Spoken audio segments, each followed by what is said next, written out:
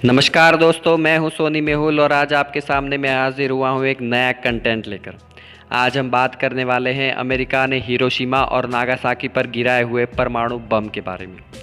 तो उससे पहले बता दूं कि अगर अब तक आपने मेरा चैनल सब्सक्राइब नहीं किया है तो सब्सक्राइब कीजिए, लाइक कीजिए और बहुत ज़्यादा शेयर कीजिए। इस वीडियो में आप हिरोशिमा और नागासाकी के अटैक से जुड़ी बहुत सारी बातें जानेंगे, तो इस वीडियो को बिल्कुल स्किप मत कीजिएगा, एंड तक देखते रहिएगा और हम जानेंगे कि किस तरह 80,000 लोग पल भर में राख हो गए थे।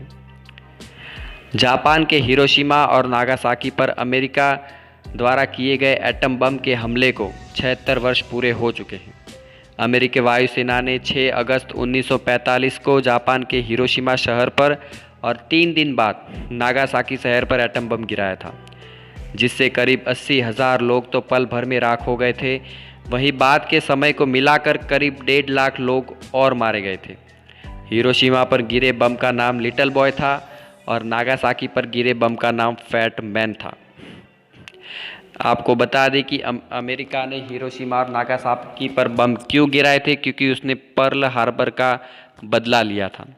अमेरिका ने ये बम जापानी नौसेना द्वारा 8 सितंबर 1941 को अमेरिका के नौसैनिक बेस पर्ल हार्बर पर हुए हमले का बदला लेने के लिए गिराया था। अमेरिकी राष्ट्रपति हैरी एस ट्रूमैन ने अपनी घोषणा में इस बम को 20,000 टन की क्षमता का बताया था, जिसकी वजह से जापान में पेट्रोल की किल्लत थी। 6 अगस्त सुबह 7 बजे जापानी रडारों ने अमेरिकी विमानों को देख लिया और चेतावनी के सायरन बजाए, लेकिन जापान में तब तक पेट्रोल की इतनी कमी हो चुकी थी कि उन विमानों को रोकने के लिए कोई जापानी विमान नहीं भेजा गया। अमेरिकी वायुसेना ने कर्नल पॉल टिबेट्स ने अपनी B-29 विमान के इंटरकॉम पर 8:09 पर एनोला गे की घोषणा करते हुए सभी को गॉगल्स लगा लेने और उन्हें माथे पर रखने का आदेश दिया था। फिर ठीक 8:15 पर गिरा लिटिल बॉय परमाणु बम। लिटिल बॉय को 8:15 बजे गिराया गया और उससे नीचे आने में 43 सेकंड लगे। ये अपने लक्ष्य अओई ब्रिज से 250 मीटर दूर सीमा सर्जिकल क्लिनिक के ऊपर फटा। इसकी शक्ति 12,500 टन TNT के बराबर थी और जब ये फटा तो तापमान अचानक 10 लाख सेंटीग्रेड तक पहुंच गया। शहर के मध्य में एक क्षण के अंदर कंक्रीट इमारतों को छोड़कर धरती के ऊपर मौजूद हर चीज़ गायब सी हो गई। एक क्षण में हिरोशिमा की कुल आबादी 2.5 लाख 2,50,000 के 30% यानी 80,000 लोगों की मौत हो गई। आपको बता दें, बम फटने पर ऑक्सीजन भी खत्म हो गया था। बम धमाके के बाद ही आसमान में सैकड़ों मीटर तक मशरूम क्लाउड बन गए थे। इसकी वजह से हवा से ऑक्सीजन खत्म हो गई और इसकी वजह से शेल्टर में छिपे हुए लोग भी सांस न ले ना पाने की वजह से मारे गए थे।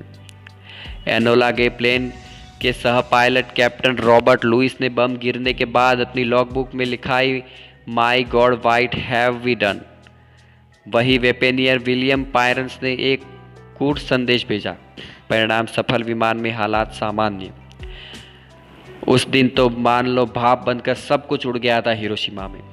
बम गिरने पर उसके केंद्र बिंदु के 1 किलोमीटर के क्षेत्र की एक एक चीज़ भाप बनकर उड़ गई। 1 माइक्रोसेकंड के अंदर नागासाकी जेल धराशायी हो गई। रूट नंबर 206 पर तो बिजली से चलने वाली ट्राम का नामो निशान नहीं बचा। सालों तक अपंग पैदा हुए वहाँ के बच्चे। हिरोशिमा में जो बम गिराया गया था उसके सालों बाद भी वहाँ पर इसकी असर दिखाई दी। कई लोग कैंसर से मारे गए, कई लोग के उनके बच्चे फ्यूचर में भी अपंग पैदा हुए। इस हमले में जो कुछ गिने चुने लोग थे उनके शरीर के कई अंग चीथड़े बन चुके थे।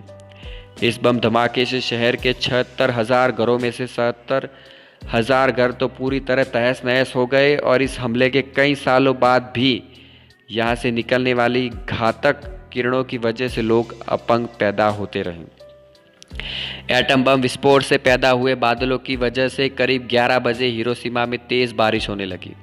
ये काली बारिश थी जिसमें गंदगी, धूल और विस्फोट से उत्पन्न हुए रेडियो एक्टिव तत्व भी मौजूद थे। और फिर उसके बाद अमेरिका ने गिराया दूसरा एटम बम फैटमैन। अमेरिका ने अपना दूसरा एटम बम फैटमैन 9 अगस्त को नागासाकी पर, ठीक हिरोशिमा में बम गिरने के 3 दिन बाद, नागासाकी में दोपहर को B-29 बम वर्षक गिराया। इसको नीचे पहुंचने में 43 सेकंड लगे और बम गिरने के 1 किलोमीटर के दायरे में मौजूद हर चीज़ समझो भाप बनकर ही उड़ गई। वैसे इससे पहले अमेरिका को नागासाकी पर बम गिराने का कोई विचार नहीं था। अमेरिका ने बम गिराने के लिए जिन 4 शहरों की सूची तैयार की थी उसमें हिरोशिमा के अलावा कोकुरा, क्योतो और निइगाता का नाम शामिल था। बाद में युद्ध मंत्री स्टीम्स ने क्योतो का नाम हटाकर नागासाकी का नाम शामिल कर दिया था। तो मित्रों, किसी भी देश पर अगर बम गिराए, कई देश गिराते हैं, लेकिन उसके बाद जो होने वाली नुकसान है वो उस देश को ही समझ में आता है कि किस तरह से वहाँ का नुकसान हुआ है। कई लोग तो मान लो कुछ पल भर में ही भाप बनकर उड़ गए, कुछ लोग अपंग पैदा हुए। आज भी नागासाकी और हिरोशिमा में उसका असर मौजूद है। आज भी वहाँ कई लोग अपंग पैदा हो रहे हैं और जो इस युद्ध में इस हमले में बहुत लोग मारे गए थे। तो मुझे उम्मीद है आपको आज का ये वीडियो बहुत पसंद आया होगा, तो लाइक करें, सब्सक्राइब करें और शेयर करें। तब तक मिलते हैं अगले नए वीडियो के साथ। धन्यवाद।